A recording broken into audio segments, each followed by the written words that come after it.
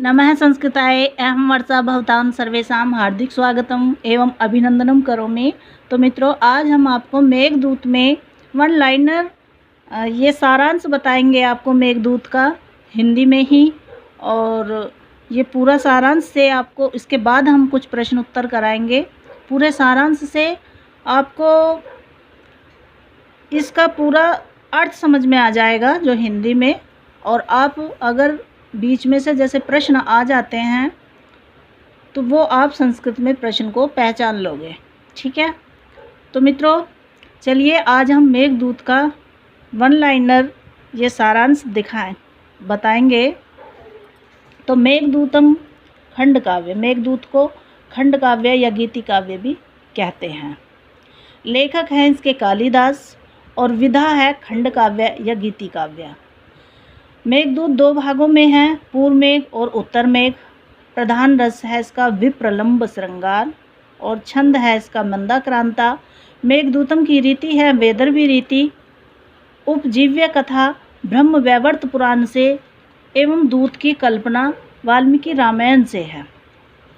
नायक यक्ष हेममाली और ब्रह्म वैवर्त पुराण के अनुसार नायिका ब्रह्म वैवर्त पुराण के अनुसार यक्ष का नाम हेममाली है। यद्यपि मेघदूतम में पूर्व मेघ और उत्तर मेघ में यक्ष का कहीं पर नाम नहीं है, लेकिन ब्रह्म वैवर्त पुराण के अनुसार यक्ष का नाम हेममाली मिला है।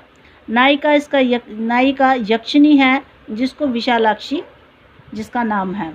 कथानक दूत काव्य के रूप में एक गीति काव्य है जिसमें एक यक्ष का विरह वर्णित है।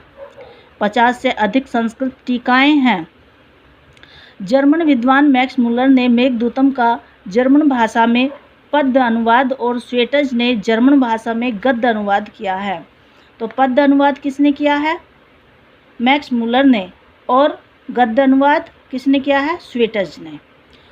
आर्थर राइट्स और H.G. रुक ने अंग्रेजी में मेघदूत का पद्य अनुवाद किया है। आर्थर राइडर्स और H.G. रुक ने किस में मेघदूत का? अंग्रेजी में पद्य अनुवाद किया है। ठीक, मैक्स मुलर ने पद्य अनुवाद किया है और स्वेटज ने जर्मन भाषा में गद्य अनुवाद किया है, और आर्थर राइडर और H.B. रुक ने अंग्रेजी में मेघदूत का पद्य अनुवाद किया है। हिंदी भाषा में मेघदूत के 6 पद्य अनुवाद हो चुके हैं। क्षेमेंद्र ने कालिदास के मंदाक्रांता छंद की प्रशंसा की और सुवसा कालिदासस्य मंदाक्रांता विराजते सुव्रत तिलक में कहा। मेघदूतम में उपमा, उत्प्रेक्षा, रूपक आदि अलंकारों को सुंदर प्रयोग है। डॉक्टर कीथ ने मेघदूत को इलेजी शोक गीत कहा है। डॉक्टर कीथ ने क्या कहा है? मेघदूत को इलेजी शोक गीत कहा है। भारतीय मत में मेघदूत शोक गीत या करुण गीत न होकर के विरह गीत या विप्रलंब गीत है। ठीक, भारतीय मत में प्रमुख पात्र यक्ष हेममाली और यक्षिणी विशालाक्षी मेघ बादल और कुबेर यक्षाधिपति है जो प्रमुख पात्र हैं इसमें। संस्कृत के गीति काव्यों का आदि ग्रंथ महाकवि कालिदास का मेघदूत है। दक्षिणावर्तनाथ और मल्लीनाथ ने मेघदूत लिखने में रामायण से प्रेरणा मानी है। दक्षिणार्थ और मल्लीनाथ ने मेघदूत लिखने में रामायण से प्रेरणा मानी है। यक्ष को अलकाधीश्वर कुबेर ने जो शाप दिया उसका आधार पद्म पुराण है। ठीक है, पद्म पुराण से लिया है। जो यक्ष को अलकाधीश्वर कुबेर को अलकाधीश्वर कहते हैं, उन्होंने शाप दिया था। यह वर्णन हमें पद्म पुराण में मिला है। वहाँ के योगिनी नामक आषाढ़ कृष्ण एकादशी महात्म्य प्रसंग में यह कथा का संक्षेप है। जो योगिनी नामक एक आषाढ़ कृष्ण की एकादशी है उसमें इसका महात्म्य है, और इसमें विशालाक्षी और हेममालिनी नाम मिला है। ब्रह्म वैवर्त पुराण को भी मेघदूत का उपजीव्य माना जाता है। एक पद्म पुराण और ब्रह्म वैवर्त पुराण को भी मेघदूत का उपजीव्य माना जाता है। मेघदूत में 115 पद्य है। यह 2 भागों में पूर्व मेघ और उत्तर मेघ में विभक्त है। पूर्व मेघ में 63 और उत्तर मेघ में 52 पद्य है। मल्लीनाथ ने 121 पद स्वीकार किए हैं, किंतु 6 श्लोकों का प्रसिद्ध माना है। मेघदूत का मुख्य रस विप्रलंब श्रृंगार है। पूरे मेघदूत में मंदाक्रांता छंद प्रयुक्त है। यक्षों के अधिपति कुबेर हैं और उन्होंने अपने कार्य में प्रमाद करने के कारण किसी अपने अनुचर अर्थात यक्ष को शाप दे दिया। यद्यपि कालिदास ने मेघदूत में कहीं भी इस यक्ष का नाम नहीं लिया है, परंतु ब्रह्मवैवर्त पुराण में इस यक्ष का नाम हेममालिनी तथा यक्षिनी का नाम विशालाक्षी मिलता है। यक्ष अपनी पत्नी में आसक्ति के कारण अपने कार्य में प्रमाद करता है, इसलिए कुबेर ने 1 वर्ष तक अपनी पत्नी से वियुक्त रहने का शाप दिया था। शाप के कारण नष्ट महिमा वाला यक्ष रामगिरी में रहता है। मेघदूत के आरंभ में यक्ष अपने शापावधि के 8 माह काट चुका है और 4 माह शेष है।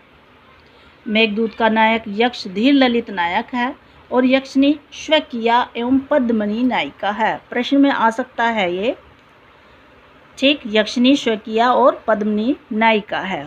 मेघदूत में प्रसाद एवं माधुर्य गुण की प्रधानता है और वैदर्भी रीति प्रयुक्त है। मेघ है वह दूत है, यस्मिन् काव्ये ततः मेघदूतम। इस प्रकार मेघदूतम पद में बहुव्रीहि समास प्राप्त है। मेघदूतम पद में क्या है? बहुव्रीहि समास, ठीक, बहुव्रीहि समास। यक्ष के अधिपति कुबेर, राजधानी अलका है। जो यक्ष के अधिपति कुबेर की राजधानी अलका है, इसकी स्थिति हिमालय पर्वत श्रृंखला के कैलाश नामक शिखर पर बतलाई गई है। ठीक, यह अलका कहाँ पर है? हिमालय पर्वत श्रृंखला के कैलाश नामक शिखर पर बतलाई है। रामगिरी पर्वत की स्थिति मल्लीनाथ तथा वल्लभ ने चित्रकूट मानी है, जो बुंदेलखंड में है।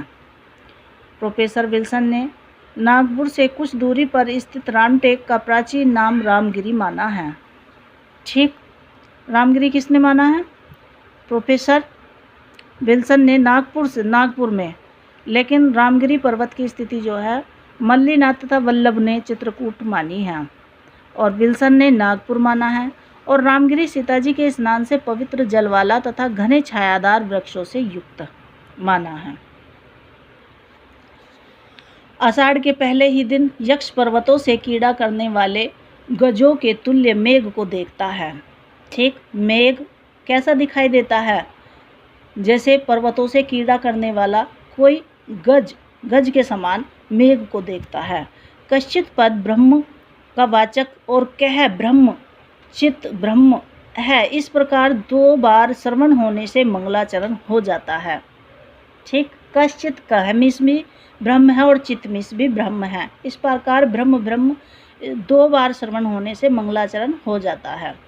मेघदूत का मंगलाचरण वस्तु निर्देशात्मक मंगलाचरण है। प्रिया के वियोग के कारण दुर्बल यक्ष की कलाई से स्वर्ण निर्मित कंगन के गिरने से वह रिक्त कलाई वाला हो गया है। अपनी कुशल वार्ता अपनी प्रिया तक पहुंचाने के लिए अपने निवेदन से पूर्व यक्ष कुटज मतलब गिर्री मल्लिका के पुष्पों से मेघ को अर्घ्य देता है।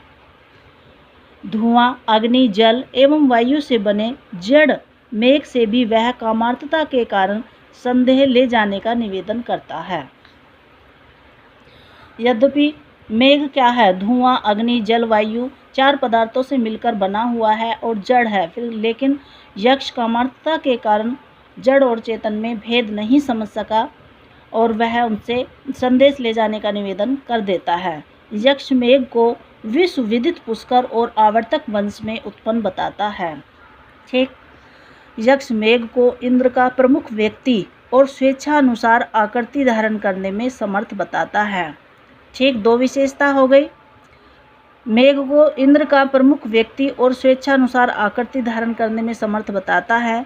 मेघ को संतप्तों का एकमात्र शरण बताता है और उसे संदेश लेकर अलका भेजना चाहता है। अलका के बाहरी उद्यान में स्थित भगवान शिव के मस्तक पर सुशोभित चंद्र की चांदनी से वहाँ के महल का धवल है। जो वहाँ के महल में जो ध्वलता है, सफ़ेदी है, वो शिव के मस्तक पर रखे हुए चंद्र की चांदनी से है। चातक पपीहा मेघ के बाई ओर शब्द कर रहा है। मेघ के बाई ओर शब्द कर रहा है। गर्भाधान उत्सव काल के परिचय से आकाश में बगुलियाँ पंक्तिबंद होकर मेघ का सेवन करती हैं। यक्ष को विश्वास है कि वियोग के दिनों की गणना में एकाग्रचित्त यक्षिणी को मेघ अवश्य देखेगा।